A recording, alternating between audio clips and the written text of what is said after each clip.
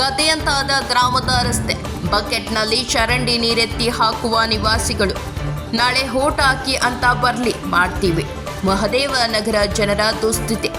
CO ಸಾಹೇಬ್ರೆ, ಜಡ್ಡು ಕಟ್ಟಿದ PDO ಕಾರ್ಯವೈಖರಿಗೆ surgery ಯಾವಾಗ? ಮಳೆ ಬಂದ್ರೆ ಕೆಸರು ಗದ್ದೆಯಂತಾಗುವ ರಸ್ತೆ, ಬಕೆಟ್ನಲ್ಲಿ ಚರಂಡಿ ನೀರು ಎತ್ತಿ ಹಾಕುವ ಸ್ಥಿತಿ.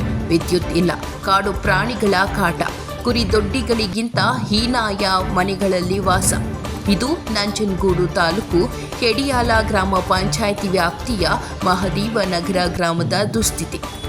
ಮುಖ್ಯಮಂತ್ರಿ ಸಿದ್ದರಾಮಯ್ಯರವರ ತವರು ಜಿಲ್ಲೆ ಮೈಸೂರಿನ ನಂಜನಗೂಡು ತಾಲೂಕಿನ ಮಹದೇವ ನಗರ ಗ್ರಾಮ. 1993ರಲ್ಲಿ SM ಕೃಷ್ಣ ಸಿಎಂ ಆಗಿದ್ದ ವೇಳೆ ಉದಯಿಸಿತು. ದಿವಂಗತ ರಾಜಕಾರಣಿ ಎಂ ಮಹದೇವ್ ಹೆಸರಿನ ಗ್ರಾಮ ಅಸ್ತಿತ್ವಕ್ಕೆ ಬಂತು. 3 ದಶಕಗಳು ಉರುಳಿದ್ರೂ ಈ ಗ್ರಾಮ ಮೂಲಭೂತ ಸೌಕರ್ಯಗಳಿಂದ ವಂಚಿತವಾಗಿದೆ. 80ಕ್ಕೂ ಹೆಚ್ಚು ಕುಟುಂಬಗಳು ಇಲ್ಲಿ ನೆಲೆಸಿವೆ. ಕತ್ತಲು ಆವರಿಸಿದ್ರೆ ಸಾಕು, ಕಾಡು ಪ್ರಾಣಿಗಳು ಹಾಜರಾಗಿ ಸಾಕು ಪ್ರಾಣಿಗಳನ್ನು ಹೊತ್ತೊಯ್ಯುತ್ತವೆ. 30 ವರ್ಷದ ಮನೆಗಳು ಬೀಳುವ ಸ್ಥಿತಿಯಲ್ಲಿವೆ. ಮನೆಗಳ ಸುತ್ತ ಕಾಡಿನಂತೆ ಪೊದೆ ಬೆಳೆದು ಕಾಡು ಹಂದಿಗಳ ತಾಣವಾಗಿದೆ. ಮಳೆ ಬಂದರಂತೂ ಮಕ್ಕಳನ್ನ ಶಾಲೆಗೆ ಕಳುಹಿಸಲು ಹಿಂಜರಿಕೆಯಾಗುತ್ತದೆ. ಕಾರಣ ರಸ್ತೆಗಳಲ್ಲೆಲ್ಲ ಗದ್ದೆಯಂತೆ ಪರಿವರ್ತನೆ ಆಗುತ್ತದೆ. ಶಾಲೆಗೆ ಹೋಗುವ ಮಕ್ಕಳು ಹಾಗೂ ವಯಸ್ಸಾದವರು ಜೀವ ಕೈಯಲ್ಲಿ ಹಿಡಿದು ಈ ರಸ್ತೆಯಲ್ಲಿ ಓಡಾಡುತ್ತಾರೆ. ಇನ್ನು ಚರಂಡಿ ವ್ಯವಸ್ಥೆಯಂತೂ ಅಧಿಕಾರಿಗಳ ಬಣ್ಣ ಬಯಲು ಮಾಡುತ್ತಿದೆ.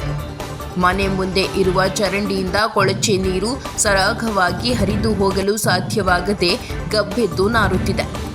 ರೋಗಗಳನ್ನು ಹರಡುವ ಭೀತಿ ತರುತ್ತಿದೆ. ಗ್ರಾಮವನ್ನೇ ಬಿಟ್ಟು ಹೋಗ್ತೀವಿ, ಅಧಿಕಾರಿಗಳೇ ಈ ಮನೆಯಲ್ಲಿ ಇರ್ಲಿ ಅಂತ ಚೀಮಾರಿ ಹಾಕಿದ್ದಾರೆ. ನಾಳೆ ಹೋಟ್ ಕೇಳೋಕೆ ಬರ್ಲಿ, ಮಾಡ್ತೀವಿ ಅಂತ ಆಕ್ರೋಶ ವ್ಯಕ್ತಪಡಿಸಿದ್ದಾರೆ. ಸ್ಥಳೀಯರ ಸಮಸ್ಯೆಗಳು ಬೆಟ್ಟದಷ್ಟಿವೆ. ಯಾವುದೇ ಜನಪ್ರತಿನಿಧಿಯಾಗಲಿ ಅಧಿಕಾರಿಯಾಗಲಿ ಇತ್ತ ಸುಳಿದಿಲ್ಲ. ಇಲ್ಲಿನ ನಿವಾಸಿಗಳು ತಾಳ್ಮೆ ಕಳೆದುಕೊಳ್ಳುವ ಮುನ್ನ ಅಧಿಕಾರಿಗಳು ಎಚ್ಚೆತ್ತುಕೊಂಡು ಮೂಲಭೂತ ಸೌಕರ್ಯ ಒದಗಿಸಲು ಮುಂದಾಗುತ್ತಾರಾ? ಕಾದು ನೋಡಬೇಕಿದೆ.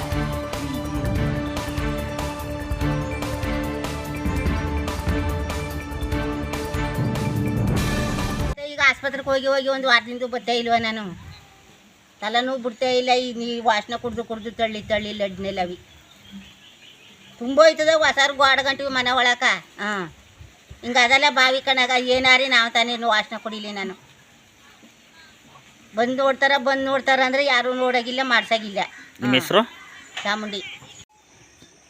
ಹಂದಿಗಳು ಗುತ್ತಿ ಒಳಗಿದ್ದ ಹೊರಗಡೆ ಹೋದ್ರು ಪಕ್ಕದ ಮನೆಯವರು ಕಕ್ಕಸ್ಕಾನ್ಕ ಹೋದ್ರು ಶೌಚಾಲಯ ಇಲ್ಲ. ನಮ್ಗೆ ಪಕ್ಕದ ಮನೆಯವರು ಹೋಯ್ತ್ಲಿ ಹಂದಿಗಳು, ಮರಿ ಹಂದಿಗಳು ಒದಿಕ ಓಡ್ ಬಂದ್ಬಿಟ್ಟು ನಾವು ಕಿತ್ತು ಹೊತ್ಕೊಂಡು ಇತ್ತಾಗ ಬಿದ್ದು ಕೆಡ್ದು ಓಡ್ಬತ್ಲಿ ಈಚೆ ಓಡ್ ಬಂದ ನಮ್ಗೆ ಹಂದಿ ಹರಿಸ್ಕೊಂಡ್ಬಿಟ್ಟು ಅಂತಲೇ ನಮ್ಗೆ ಭಯ ಆಯ್ತಾ. ನಮ್ಗೆ ಶೌಚಾಲಯ ಅಂತೂ ಇಲ್ಲ. ನಾವು ಯಾವ ಥರ ನಾವು ವಾಸ ಮಾಡಬೇಕು? ನಾವು ಇಲ್ಲಿ ಶೌಚಾಲಯ ಇಲ್ಲ ನಮ್ಗೆ.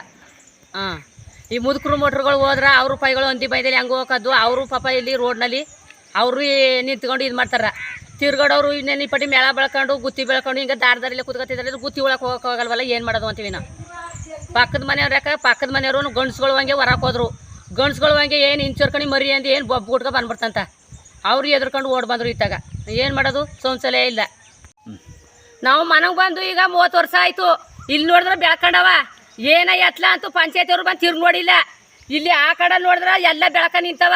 ಮನೆಯನ್ನು ಇವತ್ತು ಉಂಟ್ಕೊಂಡವ, ನಾಳೆ ಉಂಟ್ಕೊಂಡವ, ವಾಸನೆ ಮಾಡೋಕ್ಕಾಯ್ತಾ ಇಲ್ಲ ಮನೆ ಒಳಗೆ. ಯಾವ ಥರ ನಾವು ಕಾಲ ಮಾಡಬೇಕು ನಾವು ಇಲ್ಲಿ? ಬೆಳಗಳು ನೋಡಿದ್ರೆ ಏನು ಮೇಳ ನೋಡಿದ್ರೆ ಮನೆ ಮೇಲೆ ಬೆಳಕ ನಿಂತವ. ನಾವು ರೋಡ್ಗಳು ತಿರ್ಗಾಡಕ್ಕಾಗಲ್ಲ, ಬೀದಿಗಳು ತಿರ್ಗಾಡಕ್ಕಾಗಲ್ಲ ಅನ್ನೋಕ್ಕಾಗದ ನಮ್ಗೆ. ಪಂಚಾಯತಿಯವ್ರು ನೋಡಿದ್ರೆ ಬಂದು ಏನ ಎತ್ಲ ಅಂತೂ ಪಂಚಾಯತಿಯವರು ತಿರ್ಗಿ ನೋಡಲ್ಲ, ಒಂದು ನೊಣನೂ ಬರಲ್ಲ ಯಾರು ಭೀ. ನಮ್ಮ ಯಜಮಾನ್ರ ಹೆಸರು ಮಾದೇವ ನಾಯ್ಕ ಅಂತ. ನಿಮ್ಮ ಹೆಸರು? ನಮ್ಮ ಹೆಸರು ಸಣ್ಣಮ್ಮ ಅಂತ. ಮಾಡ್ತೀರಾ ಓಡಾಡಕ್ಕೆ ಜಾಡ್ತದೆ ಕಣಪ್ಪ. ಬೀಳೋದು ಹೇಳೋದು, ನೀರು ಒಂಚೂರಿಗೆ ನೀರು ಎತ್ಕೊ ಬರ್ತಾನೆ ಬಿದ್ದೋಯ್ತೀನಿ. ಹಿಂಗದಲ್ಲಪ್ಪ ನಮ್ಮ ಪರಿಸ್ಥಿತಿ. ಏನು ಮಾಡೋ? ರೋಡಾರ ಮಾಡಿಸ್ಬೇಕು ತಾನೆ ಇವರು. ತಿರ್ಗಾಡೋಕ್ಕೂ ಜಾಗ ಆಗಲ್ಲ. ಹೋಗೋದು ಬರೋದು ಬೀಳೋದು. ಒಂಚೂರಿಗೆ ಎತ್ಕೋರು ಅಲ್ಲಿಂದ ನೀರು ಹೊತ್ಕೊ ಬರ್ತಾನೆ ಇಲ್ಲೇ ಬಿದ್ದೋಯ್ತೀನಿ. ಹೆಂಗೆ ತಿರ್ಗಾಡ್ಬೇಕಪ್ಪ ನಿಮ್ಮಂತೇಳಿ ಹೇಳ್ಬೇಕು ತಾನೆ. ಆಯಿತು. ನಿಮ್ಮ ಹೆಸರು? ನಂಜಮ್ಮ. ಇಲ್ಲಿ ಆನೆ, ಹುಲಿ, ಹಂದಿ ಎಲ್ಲ ಬಂದು ಇಲ್ಲಿ ವಾಸ ಮಾಡ್ತವೆ. ಈ ಮನೆ ಕಿತ್ತೋದ ಮನೇಲಿ ನಾನಿರಬೇಕು. ರಾತ್ರಿ ಹೊತ್ತು ಬಂದು ಹುಲಿಯೋ ಆನೆಯೋ ಹಂದಿಯೋ ನುಗ್ಗಿಬಿಟ್ರೆ ನಾನು ಸಾಯತ್ತಾನೆ ಎಲ್ಲೆಲ್ಲ ಹೋಗಿ ವಾಸ ಮಾಡ್ತಾರೆ ಅಧಿಕಾರಿಗಳು. ಇಲ್ಲೊಂದು ದಿವಸ ಬಂದು ವಾಸ ಮಾಡಿಬಿಟ್ಟು ಹೋದರೆ ಅವ್ರಿಗೆ ತಾನೇ ಗೊತ್ತಾಯ್ತದೆ.